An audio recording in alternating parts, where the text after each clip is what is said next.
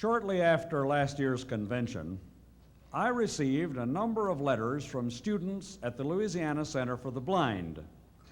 It was clear that the letters were written as the result of discussions held at the center, and that, although the apparent topic was independent mobility, the real issue was independence in general and how blind persons should live and behave.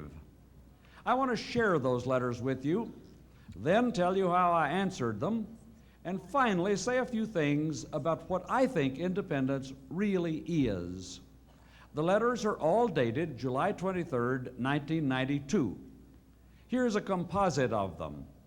Dear Dr. Jernigan, I am a sophomore in high school. Right now, I'm in a teenage program at the Louisiana Center for the Blind, sponsoring. It is the STEP program.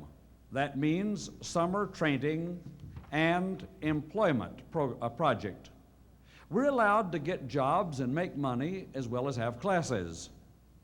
A few weeks ago, I attended the National Convention. I really enjoyed all your speeches and everything.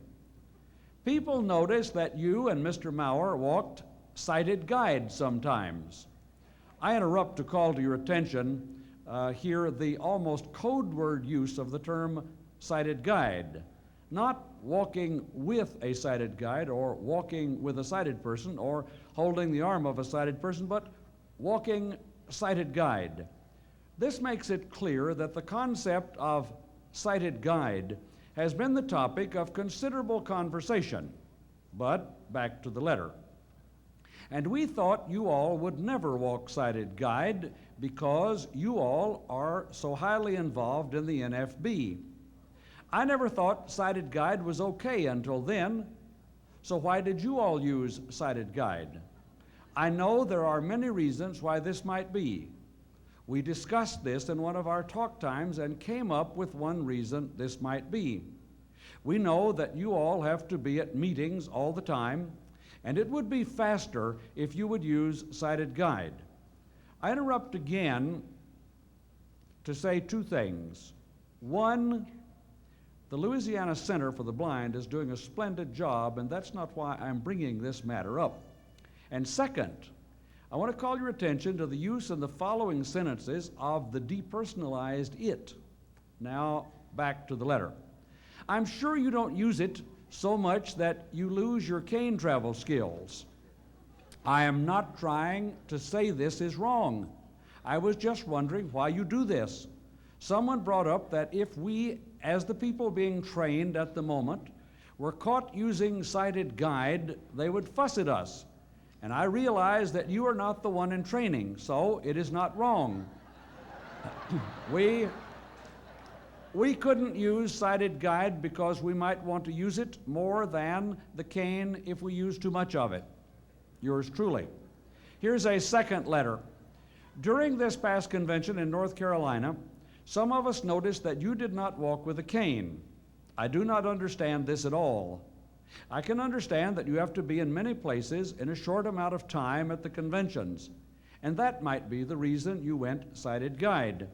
But I also know that when you came for a tour of the center, you also went sighted guide. We do not understand this. We all have our own theories as to why you went sighted guide, but we want to get the correct answer straight from the horse's mouth. Your fellow Federationist. Now that's a very clear-cut letter, and incidentally, I'm pleased to be called the right end of the horse.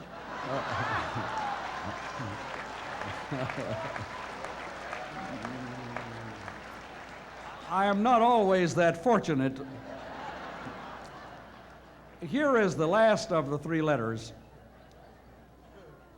Dear Dr. Jernigan, this year I came to Charlotte to attend my third national convention of the NFB. I am currently a student at the Louisiana Center for the Blind in the STEP program for blind teenagers.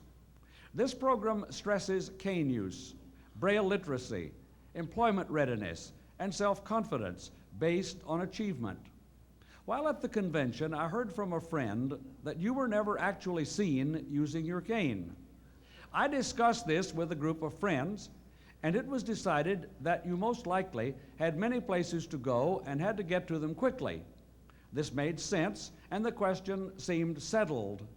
Then one of the group remembered you using sighted guide during a tour you took of the center while passing through Ruston on the way to the Dallas Convention in 1990. This was such a hectic situation, and the question was no longer settled, because the only alternative travel techniques anybody noticed you using was sighted guide. I do not mean this letter to imply any disrespect toward you, the Federation, or its many achievements.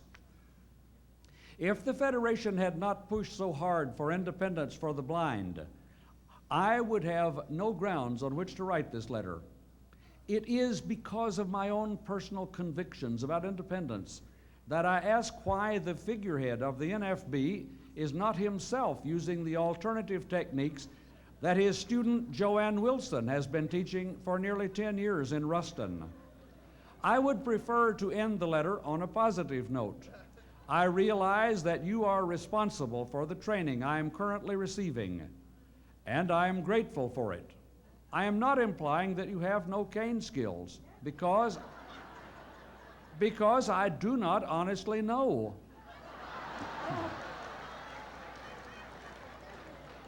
Okay, now as I say, these are very clear-cut matters. These are straightforward letters, seriously written. They raise fundamental questions, questions that deserve a reasoned answer. Here is the expanded substance, which means I added to it, of what I wrote. I wrote in a hurry when I started, wanted to get the letters off before they left that program, and I thought about it some, and I wrote an expanded version. Here it is. Baltimore, Maryland, July 29, 1992.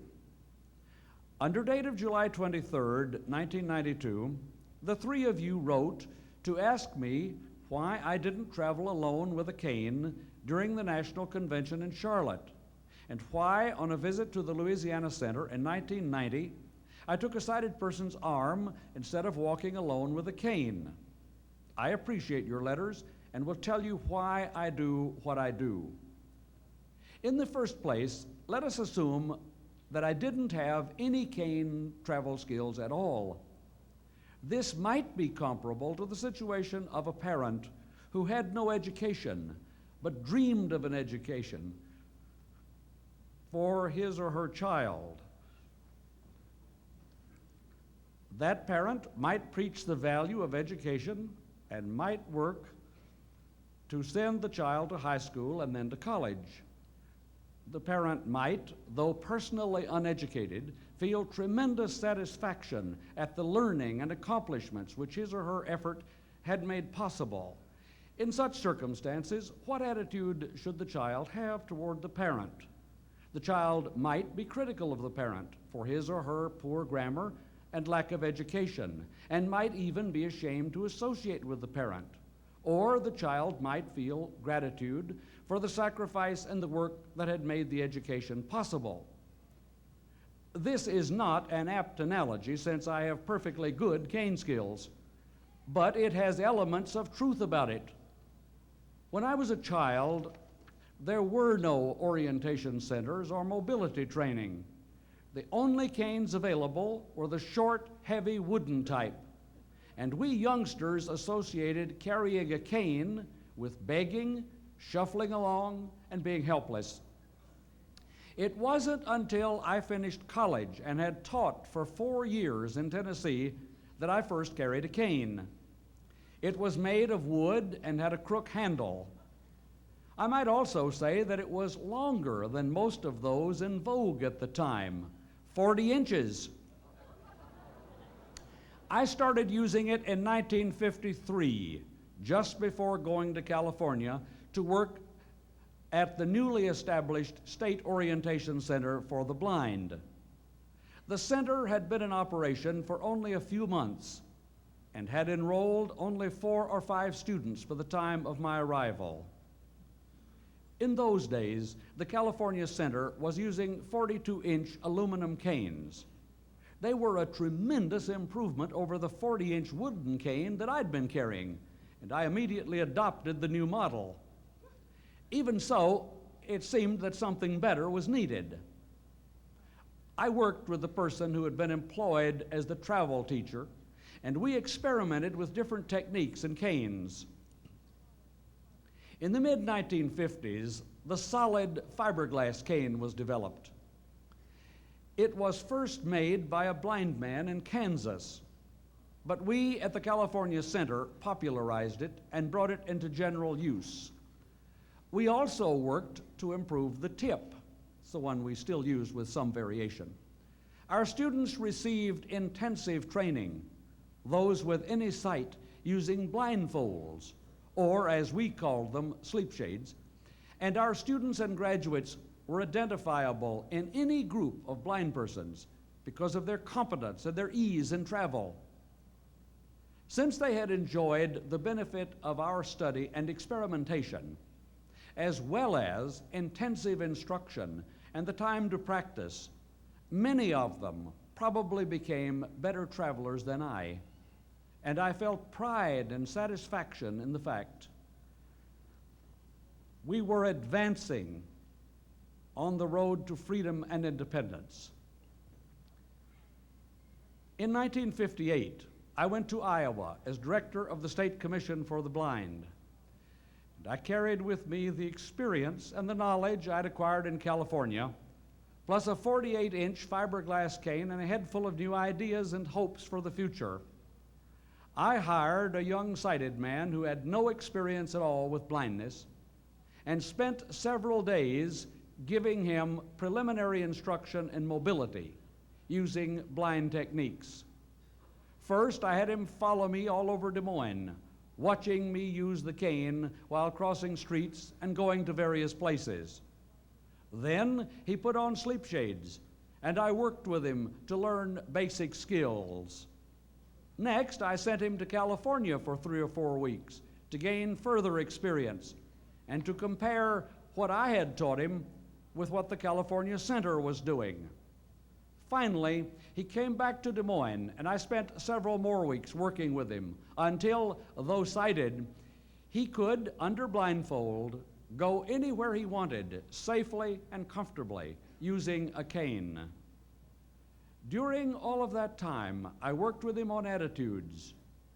For unless one believes that he or she is capable of independence as a blind person, independence in travel, as in other areas, is not truly achievable. This travel instructor's name, by the way, is Jim Whitty, and he developed into one of the best I've ever known. Iowa students rapidly became the envy of the nation. You could single them out in any group because of their bearing, their confidence, and their skill in travel. As had been the case in California, some of them undoubtedly traveled better than I, and I felt a deep sense of fulfillment in the fact. Joanne Wilson, the director of your own Louisiana Center, was one of those students, and I'm sure she has told you how it was at the Iowa Center, how students were treated, what was expected of them, the relationship between staff and students, and our dreams for the future, and how we set about accomplishing those dreams. Arlene Hill, one of your teachers, was also an Iowa student. Both Joanne and Arlene are living examples of what we taught and how it worked. So are President Maurer, Mrs. Maurer, Peggy Pender, Ramona Walhoff, Jim Gashel, Jim Omvig, and at least 50 others in this audience. It was in Iowa that we developed the hollow fiberglass cane. It was an improvement over the solid cane, lighter and more flexible. We also gradually began to use longer and longer canes. They enabled us to walk faster without diminishing either safety or grace. As I've already told you, I started with a 40-inch wooden cane. Then I went to 42-inch aluminum, and after that to solid fiberglass, then to hollow fiberglass, and 3 or 4 years ago to hollow carbon fiber. As to length, I went from 40 to 42 inches, then to 45, 48, 49, 51, 53, 55, and 57. At present, I usually use a 59-inch cane. It seems about right to me for my height and my speed of travel. Will I ever use still a longer cane? I don't know, but at this stage, I don't think so. Obviously, there comes a time when a longer cane is a disadvantage instead of a help. I've told you all of this so that you may understand something of my background and approach to independence in travel, and independence in general. The doctors who established the medical schools 100 years ago were, with notable exceptions, not generally as competent and skilled as the doctors they trained, for they did not have the benefit of the kind of concentrated teaching they themselves were providing. Obviously, they could not stand on their own shoulders. Through their students, they extended their dreams into the future, building possibilities that they themselves had not known and could never hope to realize. So it is with me in relation to you. You are the third generation of our mobility trainees, having the benefit of what I have learned and also of what Joanne and the other Iowa graduates have learned. Unless you make advances over what we have done, you will, in a very real sense, fail to keep faith with those who have gone before you and those who will follow. In this context, I would expect and hope that some of you will become better travelers and perhaps better philosophers and teachers than I, and if you do, I will take joy in it. Having said all of that, let me come back to my own travel skills. During the 1950s, I traveled completely alone on a constant basis throughout this entire country, going to almost every state and dealing with almost every kind of environment: urban area, city bus, taxi, complicated street crossing, rural setting, hired private car, country road, and almost anything else you can imagine. During late December and early January of 1956 and 1957, for example, I traveled alone to 14 states in 11 days, writing testimony for the NFB's Right to Organize bill. It was no big deal and not something I thought about very much. It was simply a job that had to be done, and the travel was incidental and taken for granted. I have taught travel instructors and have developed new techniques and canes. I travel whenever and wherever I want to go in the most convenient way to get there, and sometimes that means alone using a cane. Once, when I was in Iowa, students observed that I walked to a barber shop one day with another staff member, and they raised with me some of the same questions you have raised. That afternoon in our business class, you may call it by something else, philosophy or somewhat else, I dealt with the matter. I told the students some of the things I've told you, and then I went on to say something like this: although what I've told you should mean that even if I couldn't travel with much skill at all, I might still not merit your criticism, we don't need to leave it at that. Follow me. We're going to take a walk through downtown traffic and see that you keep up. I took the lead, and we walked for 8 or 10 blocks at a fast clip. You may find some of those students around here now who'll tell you about that. When we got back to the classroom, I didn't need to tell them what kind of travel skills I had. They knew. Then we talked about why I had walked to the barber shop with another staff member. In that particular instance, I had matters to discuss, and I felt I couldn't afford the luxury of doing nothing while going for a haircut. As a matter of fact, in those days, I often made a practice of taking my secretary with me to the barber shop and dictating letters while getting my hair cut. By the way, Mrs. Omvig was my secretary for a while. You can ask her how it was. Of course, I could have made a point of walking alone each time just to make a visible demonstration of my independence. But somehow I think that such insecurity on my part might have made the opposite point and would certainly have been counterproductive. In the Iowa days, I was not only director of the State Commission for the Blind, but also first vice president and then president of the National Federation of the Blind. Both were full-time jobs, requiring me to use to best advantage every waking minute I had. I was up before 6 to go to the gym with the men students. I wrote over 100 letters a week. I entertained legislators and other civic leaders an average of 2 or 3 nights a week to gain support for our program. I traveled throughout the state to make speeches, and I spent long hours working individually with students. Besides that, I handled the administrative details of the commission and also of the NFB on a daily basis. At the same time, I was doing organizing in other states and dealing with problems brought to me by federationists throughout the country. In that context, it would have been a bad use of my time, and both federationists and Iowa students and staff would have thought so, for me to spend much of my day walking down the street to make a visible show of my independent travel skills. I traveled alone when I needed to, and I gave demonstrations to students, legislators, and others when I needed to do that. But I never did either to convince myself or to establish in my own mind the fact of my capacity or independence. It didn't seem necessary. So what about the NFB convention in Charlotte? I was in charge of convention organization and arrangements, and there were 1,000 details to handle. There were 4 hotels and a convention center, each with its own staff and each requiring separate handling and a myriad of decisions.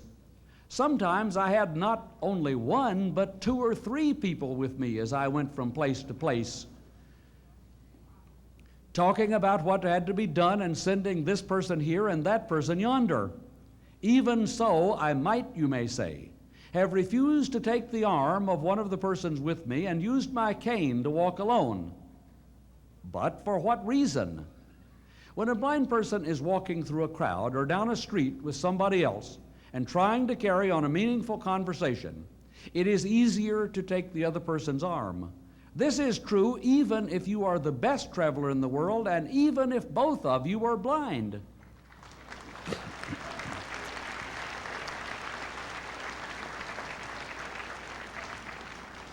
In fact, I contend that there are times when refusing to take an arm that is offered may constitute the very opposite of independence.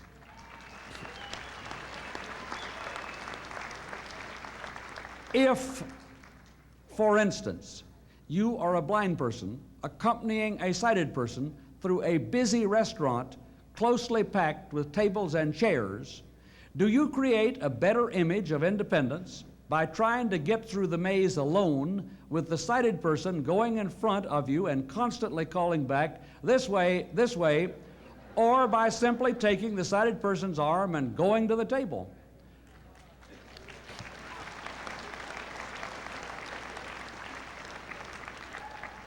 In short, what is better about following a voice than following an arm? From what I've said, I presume it's clear which method I favor. But be careful that you don't read the wrong meaning into what I've said. Of course, if no arm is conveniently available, you should be prepared to use another method, regardless of how crowded the restaurant or how labyrinthine the path, and in either case, you should do it without losing your cool.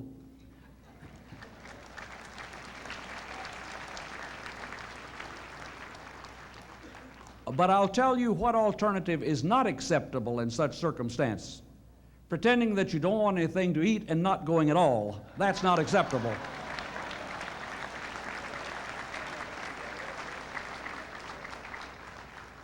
But back to the convention. When you're trying to get through crowds quickly, to go from meeting to meeting, and possibly also trying to find different people in those crowds in a hurry, the efficiency of sighted assistance multiplies. Incidentally, even if I were sighted and doing the things I do at national conventions, I would want 2 or 3 persons with me to look for people in crowds, to send for this and that, and to talk and advise with. As an example, consider what happened at last year's national convention with respect to Secretary of Education Lamar Alexander. He has normal eyesight and is in every other way, so far as I know, able-bodied and energetic. I'm sure that he can drive a car and walk vigorously. Yet he sent an assistant to Charlotte a day in advance of his arrival. That assistant scouted out the convention and then went to the airport to meet the secretary. The assistant drove the car from the airport to the convention, accompanied the secretary into the meeting hall, went with him to the platform, met him at the edge of the platform when he finished speaking, and drove him back to the airport. If the secretary had been blind, I wonder if somebody would have said, "Just look, he's not independent. He has to have a sighted person with him at all times, accompanying him everywhere he goes and driving his car." Since I'm not a student trying to learn to travel independently or to establish within my own mind that I can compete on terms of equality with others, and since I can and do travel by myself when that is most convenient, I feel no particular obligation to make a demonstration when it is more efficient to do otherwise. If I were a student, I should and I would behave differently. As an example, I think a student should always use a rigid, not a collapsible cane.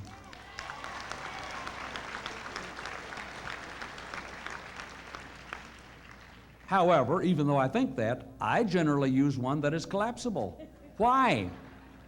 Students often are uncomfortable with canes, and if they're allowed to use those that fold or telescope, they may tend to hide or conceal them because they think, even if subconsciously, that it will make them look less conspicuous.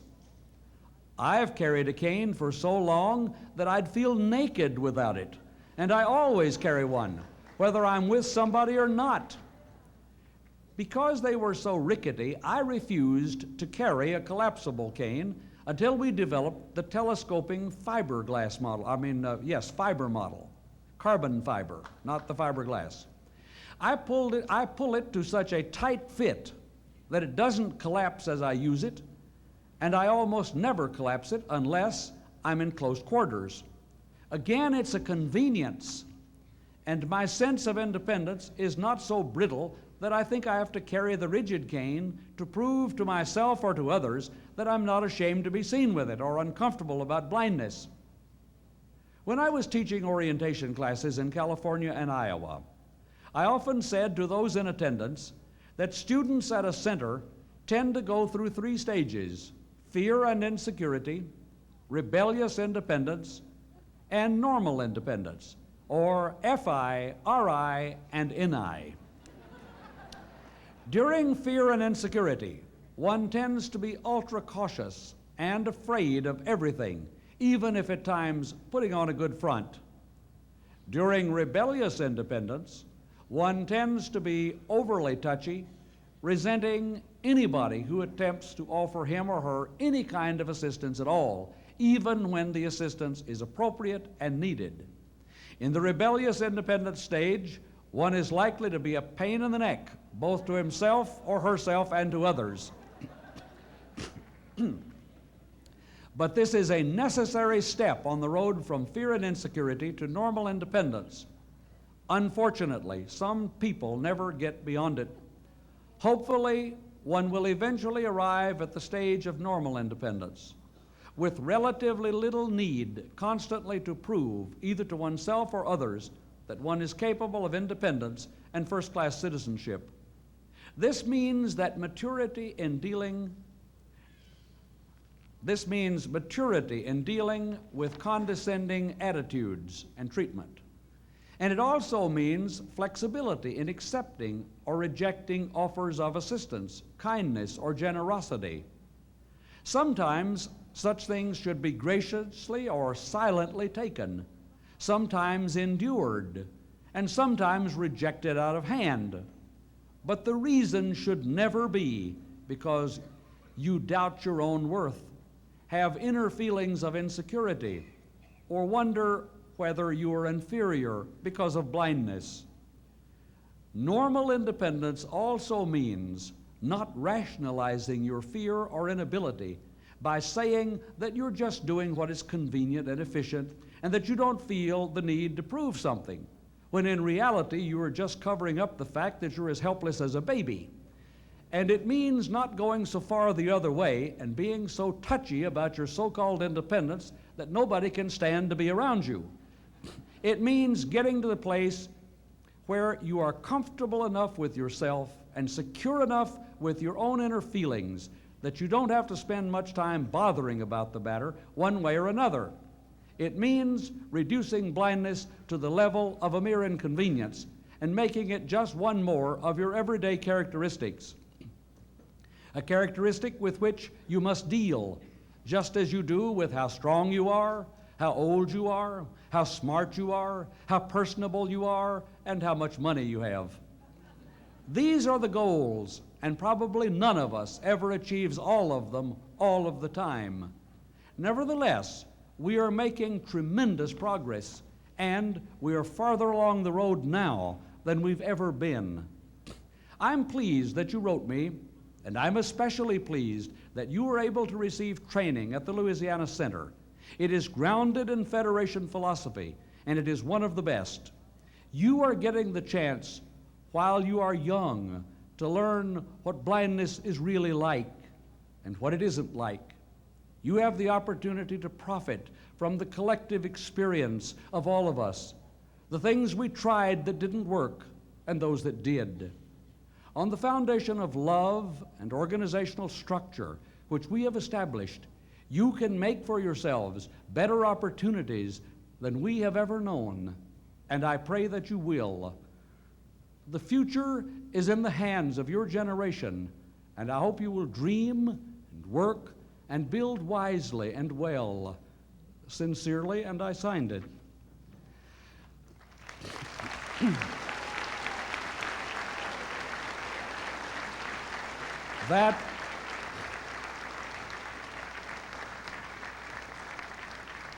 That is what I wrote, and there have been a number of subsequent developments.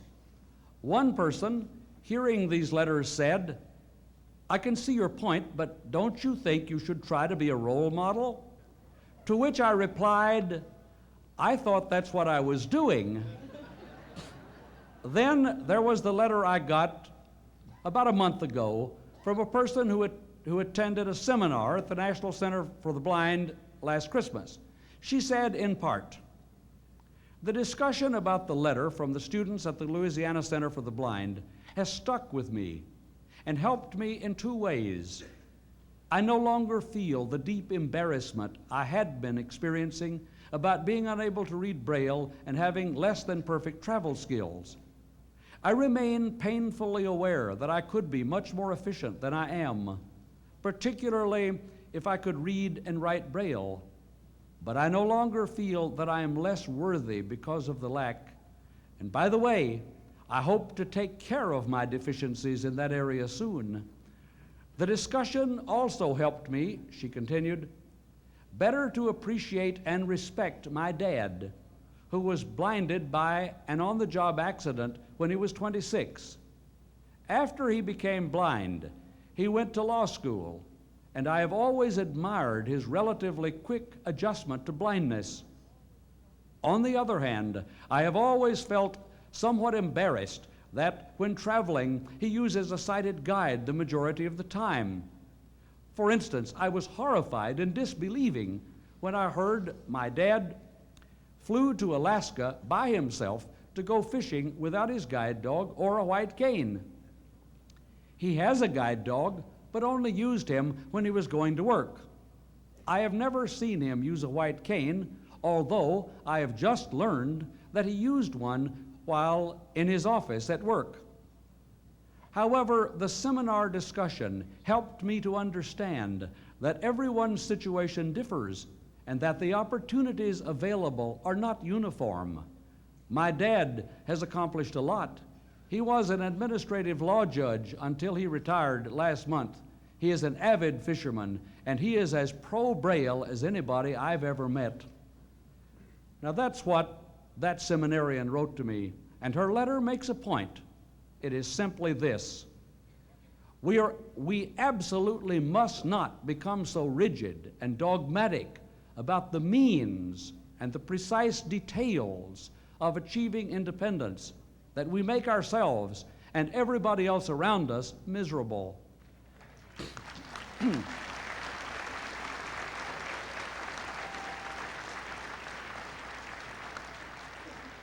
Down that road lies bigotry, as well as the loss of any real independence or true normality.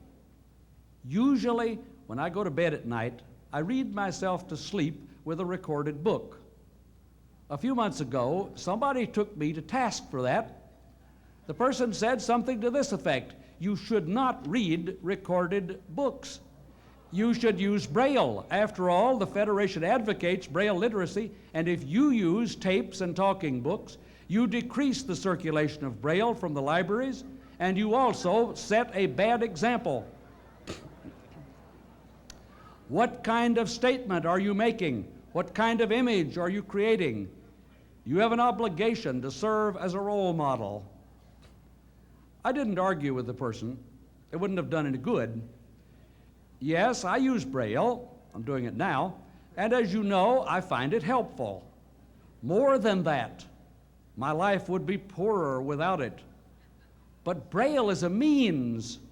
It is a vehicle, not an article of faith or religion.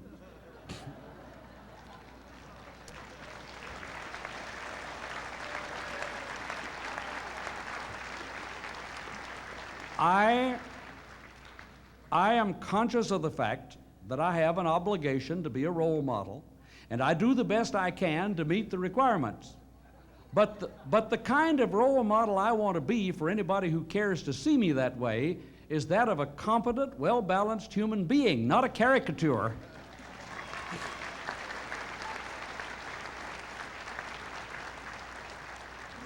In short, the fact that I don't want to die of thirst doesn't mean that I want to drown. What is independence? I would define it this way. With respect to reading, it means getting the information you want with a minimum amount of inconvenience and expense. That's what I think independence is in reading. For me, that means Braille, but it also means using live readers, recordings, and despite my limited competence in that area, a certain amount of work with computers. For somebody else, the combination may be different. But any active blind person who lacks skill in Braille will be limited, not necessarily unable to compete, but definitely limited. As to travel, independence is the ability to go where you want, when you want, without inconvenience to yourself or to others. I'll say it once again. As far as I'm concerned, independence in travel is the ability to go where you want, when you want, without inconvenience to yourself or to others.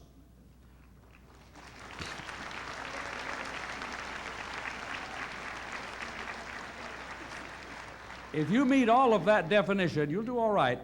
Probably none of us, blind or sighted, ever fully achieves that goal all of the time. And almost all of us achieve at least some of it some of the time. Usually, we're on a continuum.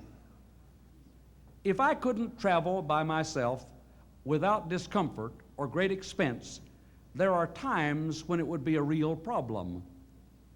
What about the trip I made to Kansas City in May of this year to meet with local Federationists and speak at a JOB seminar? My wife had other things to do, and it would have been inconvenient to take somebody else at that time. I went alone. Did I have any assistance during the trip? Yes, at times, when it was convenient for me and not inconvenient for others. What about the time last month when I was called for jury duty and served on it? It would have been very difficult for a guide to have accompanied me to the jury box or the jury room. So, of course, I went by myself. Does that mean that nobody showed me where the jury box was or gave me other assistance? No, it doesn't mean that. It means that I went where I needed to go without inconvenience to me or to those around me.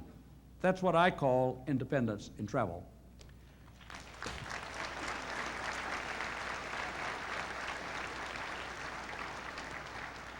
Just as with the sighted, there are times when you as a blind person want privacy, want to go somewhere to see a boyfriend or a girlfriend, for instance, without being accompanied by your daily associates. Want to buy a present for a friend or a loved one, or just feel like following a whim. In such cases, a dog or a cane is helpful. On the other hand, there are times when the assistance of a sighted person is extremely beneficial. Taken by itself, the use or lack of use of a sighted guide has very little, if anything at all, to do with real independence.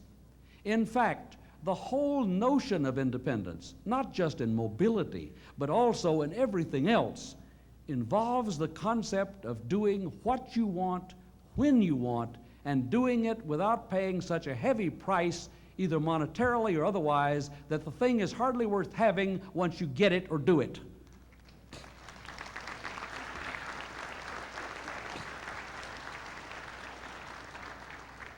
As I conclude, I want to say this to each member of this organization. Hold your head high in the joy of accomplishment and the pride of independence, but not because of dog or cane or human arm, and not because of your ability to read Braille or use a computer. These are the trappings of independence, not the substance of it. They should be learned and used when needed, but they should be regarded only as means, not ends. Our independence comes from within. A slave can have keen eyesight, excellent mobility, and superb reading skills, and still be a slave.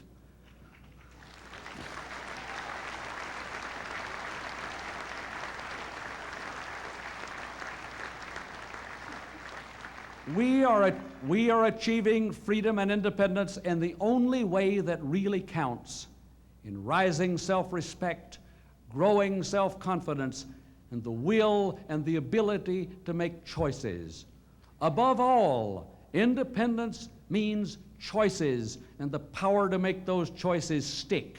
We're getting that power, and we intend to have more of it. That's why we have organized. That's why we have the National Federation of the Blind. We know where we're going, and we know how to get there. Let anybody who doubts it put us to the test, and we'll teach them whether we do.